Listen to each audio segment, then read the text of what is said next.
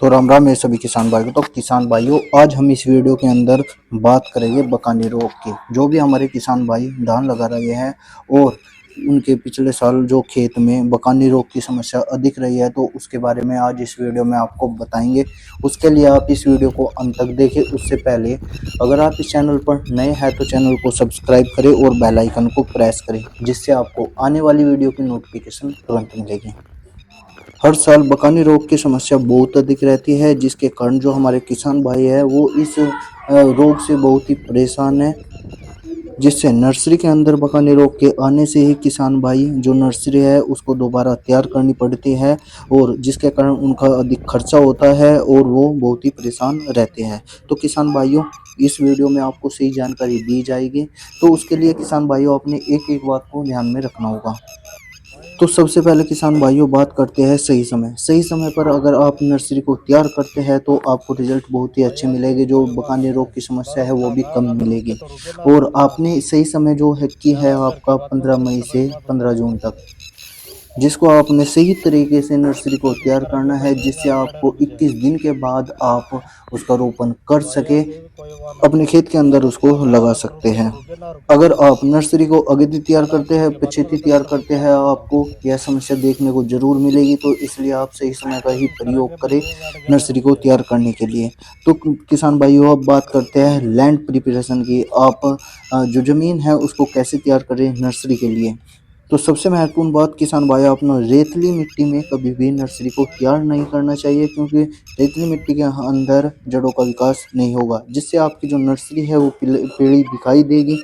Nursery को तैयार करने के लिए नमी का होना बहुत ही आवश्यक है। तो नर्सरी को तैयार करने के लिए आपने क्या करना होगा, तो सबसे पहले आप जिस ज़मीन में आप जिस जगह पर आप नर्सरी को लगाना चाहते हैं तो उसके वहाँ पर 3-4 बार गहरी जुताई करें, जिससे जो भी मिट्टी है वो भुरभुरी हो जाए। उसके बाद उसमें आप गोबर की खाद डाल सकते हैं, लेकिन किसान भाइयों आपने डायरेक्ट गोबर की खाद नहीं डालनी है। पहले उसका उपचार करना है, जो कि उसमें इंसेक्ट या अदर फंगस है वो नष्ट हो जाए। तो गोबर की खाद को कैसे उपचार किया जाता है, तो उसके लिए आप ट्राइकोडर्मा या फिर गौमूत्र का उपयोग कर सकते हैं। खरपतवार के लिए किसान भाइयों, अपने बीज की बुआई करने से पहले 10 दिन तक उसके अंदर पानी भरकर रखना है, जिससे जो खरपतवार है वो खत्म हो जाएगा।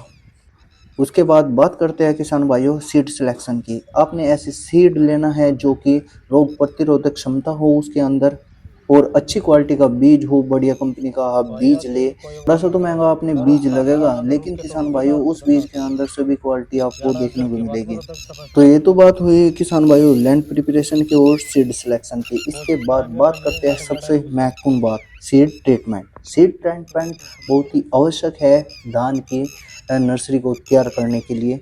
तो इस वीडियो के अंदर सिर्फ 10 किलो बीज की बात करते हैं कि 10 किलो बीज को हम कैसे ट्रीट कर सकते हैं। सबसे पहले किसान भाई आपने 10 किलो बीज के लिए 12 लीटर पानी लेना होगा, और उसमें आपको जो बीज है उसको भिगाना होगा।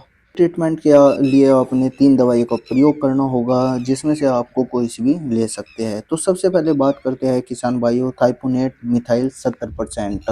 जो थाइपोनेट मिथाइल है 70%, वो अच्छी सी कंपनी का आप ले सकते हैं। जैसे कि किसान भाइयों आप टोमस्ट अडामा कंपनी का ले सकते हैं, रोको आप बेस्टर्ड कंपनी का ले सकते हैं। ये दोनों ही फंजीसाइड है और अच्छे कंपनी का प्रोडक्ट है। इसकी डोज की बात करें तो किसान भाइयों इसकी जो डोज आपने लेनी है वो 2 ग्राम प्रति लीटर पानी में लेनी है।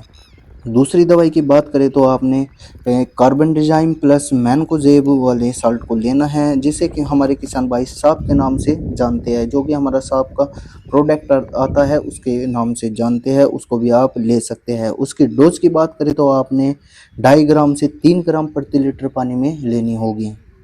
इसकी जगह किसान भाइयों आप सब्सटेंट का भी यूज कर सकते हैं, जो कि एंडोफिल का आता है, वो भी अच्छा प्रोडक्ट है। और उसकी भी आपने डोज जो लेनी है वो है 2.5 ग्राम से 3 ग्राम तक की आपने प्रति लीटर पानी के अंदर डोज लेनी है। तो किसान भाइयों लास्ट बात करते हैं जो कि दवाई आपने यूज कर सकते हैं ट्रीटमेंट के लिए है वो बायोस्टीन, जो कि आता है क्रिस्टल कंपनी का, जिसके अंदर आपने कार्बनडाजिम 50% में मिलता है, और इसकी डोज भी आपने 2 ग्राम से 3 ग्राम प्रति लीटर पानी के अंदर लेनी होगी। इन तीनों दवाई के साथ आपने एक दवाई का और यूज करना है जो कि है एंटीबायोटिक है, जिसका नाम है स्ट्रेप्टोमाइसिन। और स्ट्रेप्टोमाइसिन की डोज की बात करते हैं तो वो 10 ग्राम 10 लीटर पानी के अंदर आपने लेनी होगी। ये भी नर्सरी के अंदर जो बीमारी आती है, रोग आते हैं, उसके अंदर बहुत ही अच्छा काम करेगा। जब भी किसान भाई आप ड्रम के अंदर बीज को डालते हैं उसका ट्रीटमेंट करके, उसके बाद किसान भाइयों आप देखते हैं कि कुछ बीज ऊपर की साइड आपको तैरते मिलेंगे। तो किसान भाइयों जो वे बीज है ऊपर की साइड तैरते हैं पानी के अंदर, तो उसको आप छलनी के माध्यम से या किसी भी कपड़े के माध्यम से उसको बाहर निकाल लेना है, क्योंकि वह बीज ऐसे है जो कि जर्मिनेशन नहीं करेंगे। उसके बाद जो भी पानी के नीचे बीज बैठा हुआ है उसको आप 12 से 24 घंटे के अंदर पानी के अंदर ही रखना है। जब आप 24 घंटे के बाद उस बीज को निकालते हैं तो आपने जूट की बोरी के अंदर नहीं डालना है। आपने इस बात का अवश्य ध्यान रखना होगा। जूट की बोरी को आपने पहले नीचे एक बोरी नीचे डाल लो, उसके बाद जो बीज है उसको उसके ऊपर डाल दो। तो किसान भाइयों जो दूसरी बोरी भी आपने लेनी है जो कि उसके ऊपर आपने ढकनी है। तो ये किस लिए करना है किसान भाइयों, जब भी आप देखते हैं कि जब आप बोरी के अंदर डालते हैं तो उसमें जो बीज जर्मिनेशन होता है वो बाहर की साइड निकलता है। जब आप उसको बाहर निकालते हैं तो वो डैमेज हो जाता है, इसलिए आप बोरी के अंदर ना डालें। इसलिए आप बोरी को नीचे बिछाकर बीज को डाल के उसके ऊपर बोरी ढक दें। 12 घंटे के लिए आपने इसको ढकना है। जब आपने सही जर्मिनेशन लगा कि अब बीज में से सही जर्मिनेशन हुआ है तो आप बुआई के लिए उसको अपने खेत ले जाए। एक बात को और अवश्य ध्यान रखना है किसान भाई, आपने लंबे समय तक जर्मिनेशन नहीं कराना है, क्योंकि उसके अंदर बहुत सी समस्या आपको देखने को मिलेगी, जिसलिए आप उसका लंबे समय तक जर्मिनेशन नहीं करो करते हैं। बीज को आपने कितने एरिया में डालना होगा, तो किसान भाइयों आप अपने हिसाब से जो हमारे किसान भाई वैरायटी अलग अलग वैरायटी यूज कर रहे हैं यानी कि नर्सरी को तैयार कर रहे हैं, तो आप उसको अपने हिसाब से डिसाइड कर ले कि आपने कितने एरिया में डालनी है। तो एक छोटा सा अनुमान हम बता देते हैं, आपने 10 किलो बीज आपने 25 बाई 25 फुट के एरिया के अंदर आपने डालनी है।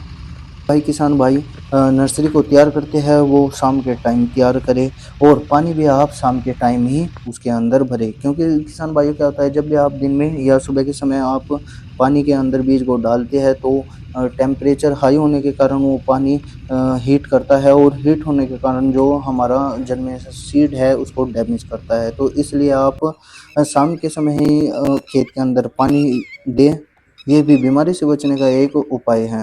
अब बात करते हैं नर्सरी तैयार करने के समय आप फर्टिलाइज़र क्या डालें, यानी कि खाद अपने खेत के अंदर क्या डालें। तो किसान भाइयों एक बात आपने इसमें भी अवश्य ध्यान रखनी होगी, सीड डालने से पहले आप खाद नहीं डालनी चाहिए। जब भी आप बीज की बुआई करते हैं तो उसके बाद खाद डालें। तो खाद के में आपने क्या-क्या लेना है उसके बारे में बात करते हैं। तो सबसे पहले आपने एनपीके लेना है, जो लेना है आपने 12-32-16, और इसकी डोज़ की बात करते हैं तो आपने 25 बाई 25 फुट की जो एरिया है उसके अंदर आपने 2 किलो खाद लेनी है। प्लस उसके साथ आप सीड्स फर्टिलाइज़र ले सकते हैं जो कि 80% का आता है, और इसकी डोज़ की बात करें तो 50 ग्राम से 100 ग्राम आपने क्या होगा, इससे आपकी नर्सरी में हरापन रहेगा लास्ट तक। और अब बात करते हैं सावधानी की, आपने क्या-क्या सावधानी रखनी होगी। कभी भी आप सुबह के टाइम या दोपहर के टाइम अपने खेत में पानी ना दें। जब भी आपने नर्सरी तैयार करनी है तो तैयार शाम के टाइम ही करें, और जो पानी है उसको भी शाम के टाइम ही नर्सरी के अंदर दें। तो किसान भाइयों एक बात और आपने इसमें ध्यान रखनी होगी कि जल्दी हर्बिसाइड का प्रयोग नहीं करना है। जब तक आपने नर्सरी के अंदर 2 से 3 पत्ते नहीं दिखाई देते हैं तो आप उसमें हर्बिसाइड मत प्रयोग करें। अगर किसान भाइयों आप इन सभी बातों का ध्यान रखकर नर्सरी को तैयार करते हैं तो आपने अपने खेत के अंदर बहुत ही कम समस्या देखने को मिलेगी। तो किसान भाइयों अगर आपको यह जानकारी अच्छी लगी तो इस वीडियो को ज़्यादा से ज़्यादा शेयर करें, लाइक करें, कमेंट करें। तो मिलते हैं नेक्स्ट वीडियो में। तो धन्यवाद मेरे सभी किसान भाइयों को।